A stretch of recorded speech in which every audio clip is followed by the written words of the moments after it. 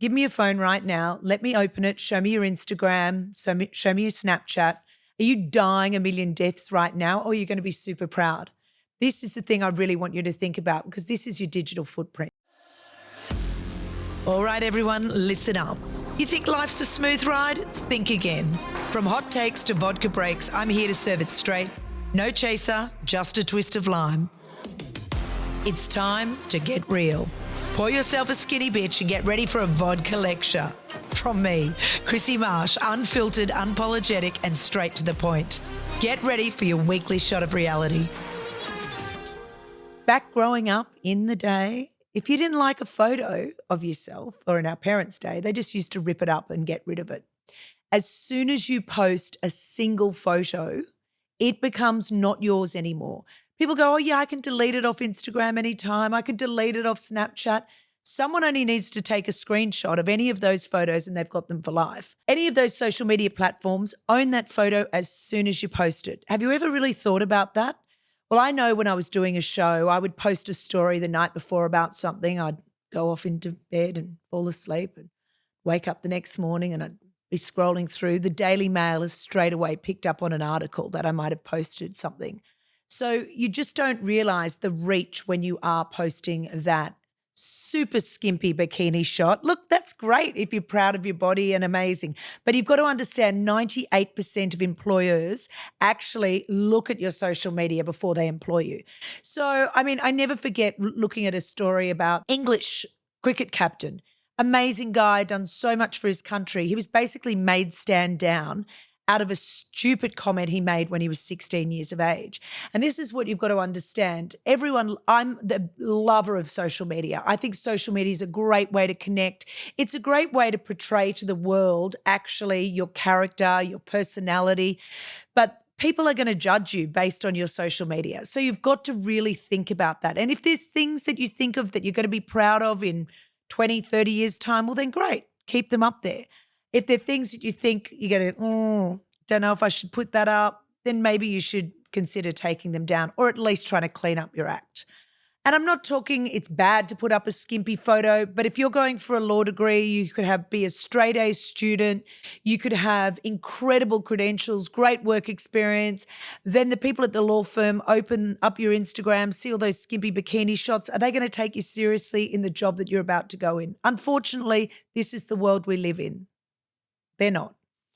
Okay, so digital footprint does relate to social media. It also relates to even a text message. So you sending someone a quick, flippant text message, that is actually your thoughts and your belief system.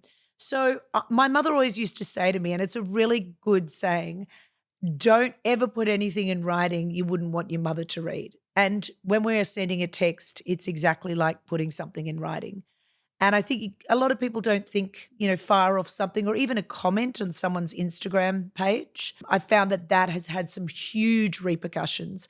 And also, liking a photo, not liking a photo, liking a situation. So when I was filming a show, one of my colleagues basically put up a post about Amy Winehouse saying, 10 years sober.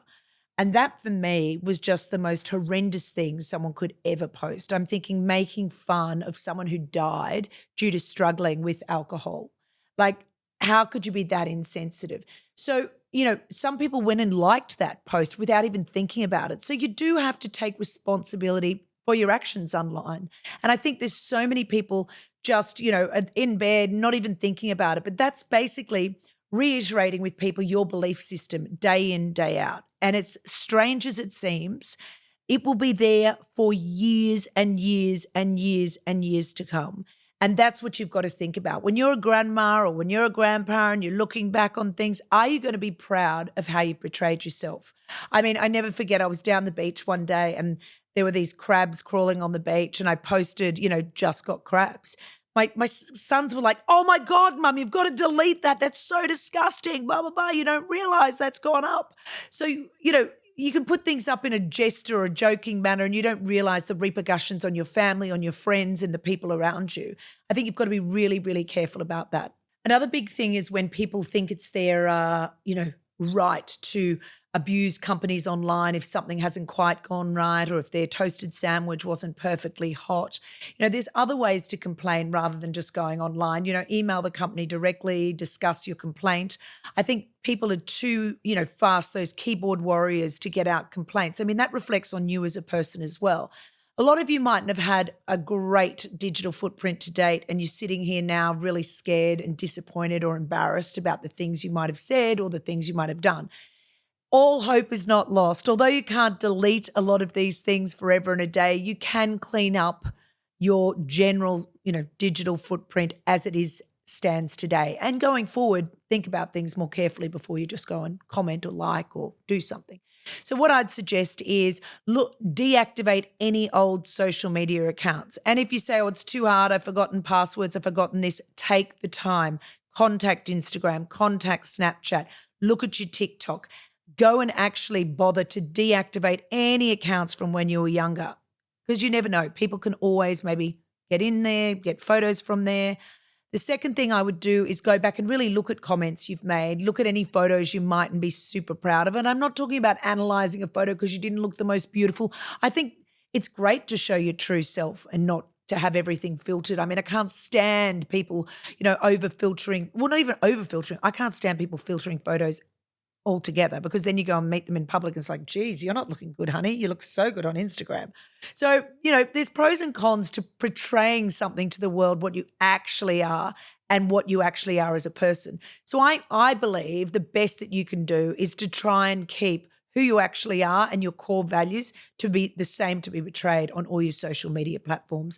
So go and think about that. Think about the job. Think about where you're going to be. We talked about setting goals before and really tying those goals back in with who the person you want to become. If you want to be a top judge in 20 years' time and that's your goal, and you've got the peachiest arsey bikini photos with, no top on in Saint Tropez, well, then maybe I'd take off that photo. So little things like that, it's easy to go through and do a full audit of your social media. Think before posting, think before resharing fake news. Actually, just think. Biggest thing my kids freak out about is cancer culture. Oh, Mum, you've got to be careful. You might be cancelled. This is the woke world we're living in today. Your digital footprint relates directly to cancer culture. So a comment that you made when you were 16 that was a throwaway comment could come back in years to come only to bite you, to jeopardize your relationships, your career, and your reputation. This is a reminder that the internet never forgets. Scary, isn't it? I think the biggest thing with cancer culture is we don't want to have people that become so paranoid. They don't want to voice opinions. I mean, isn't that the society we want to live in, where people feel comfortable? Not everyone's the same. We are all going to have different opinions.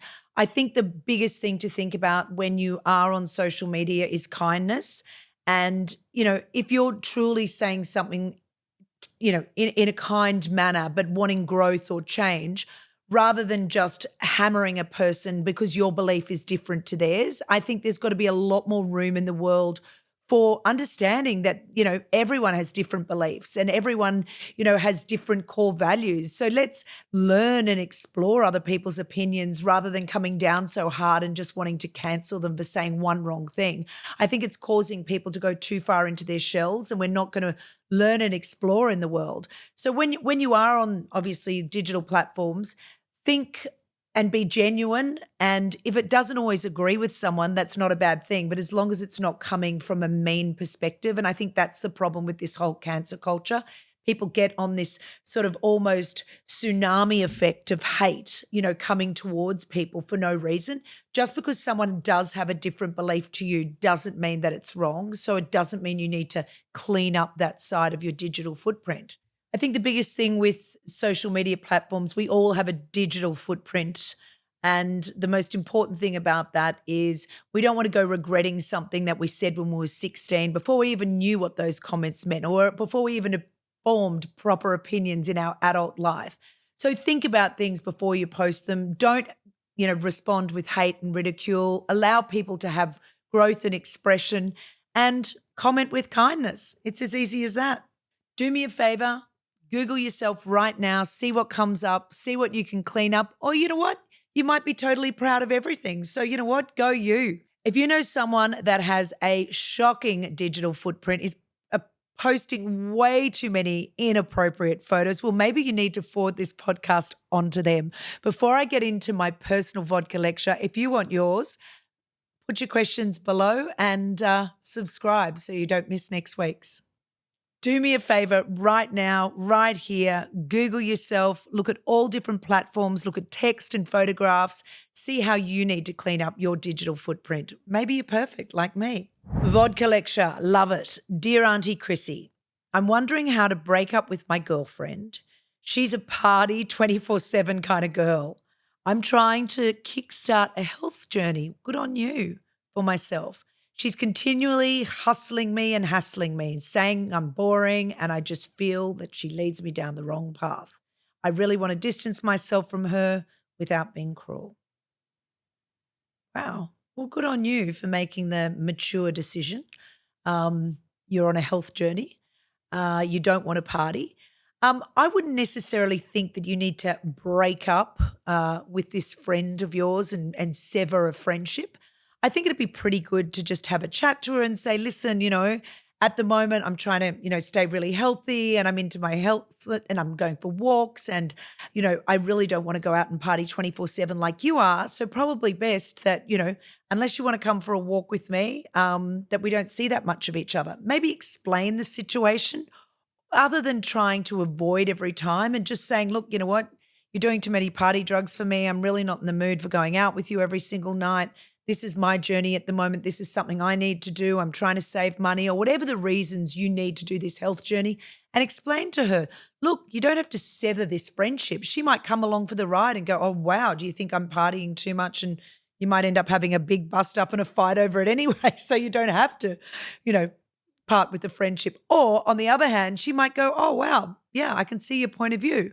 Or she might turn around and say, look, that's just too boring for me and, I'm kind of happy that we don't hang out as much. So I think in this sort of situation is being honest. Don't just say you're partying too much and I'm on a health kick. Just explain to her, look, this is why I'm on a health kick at the moment. It might be that you get sick and tired of waking up and losing all day Sunday and half of Monday, every time after you go out with her on a Saturday night. Just explain to her. And I think if she's been a good friend, you don't want to cut ties altogether just because she wants to party more than you. Hope that's given you the right advice for your personal vodka lecture. Just tap the link below, send me your question. And if you know someone that is struggling with their digital footprint, might be a little bit risque, forward this podcast onto them and subscribe if you don't want to miss next week. See you soon. Cheers.